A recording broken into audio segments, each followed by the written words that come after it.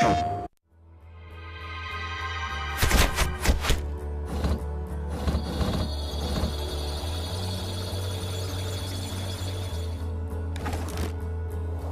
wanted to have a big world for Watch Dogs, and it is. I mean, you can drive a very fast vehicle and cross the city, and we wanted to keep all the details and all the density of the city as you crossed it, and at 200 miles an hour. But more importantly, we wanted to have a deep city. We wanted depth. We wanted a lot of density.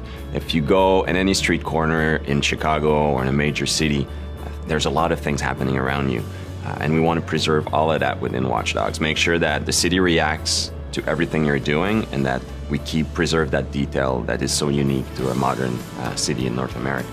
So at the heart, it's the same game's vision, right? We're starting from a vision, and then Disrupt is a very scalable technology, very scalable game engine.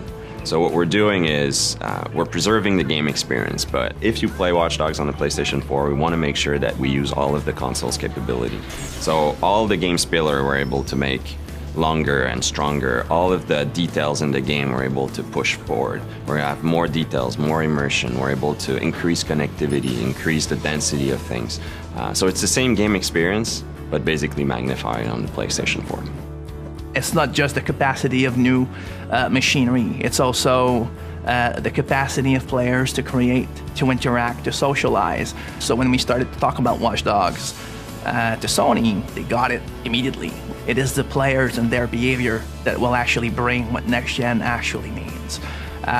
We're starting to make a machine that has to acknowledge how our society works, how our people interact with each other, how they play with each other. One of the things that we realized when we look at the PlayStation 4 is I think a lot of the things driving decisions for Sony were in line with some of the decisions that we were taking on Watch Dogs. I mean, Watch Dogs, one of our core pillars is connectivity. The first layer of it is the main character can connect to his whole environment. He can control the city, hack into any computer.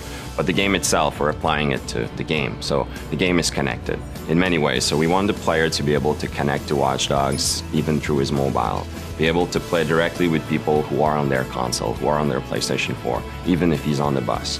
Basically being able to be attached to our game world, even when he steps out of the living room. We are definitely in Watch Dogs exploring very new way of expressing what online could be, what it means to be connected, especially in a game where connectivity is at the heart of it. We want the player to be surprised when he meets other players. We want him to be able to go from single player to multiplayer without having to go through a lobby, to menus, to various game settings.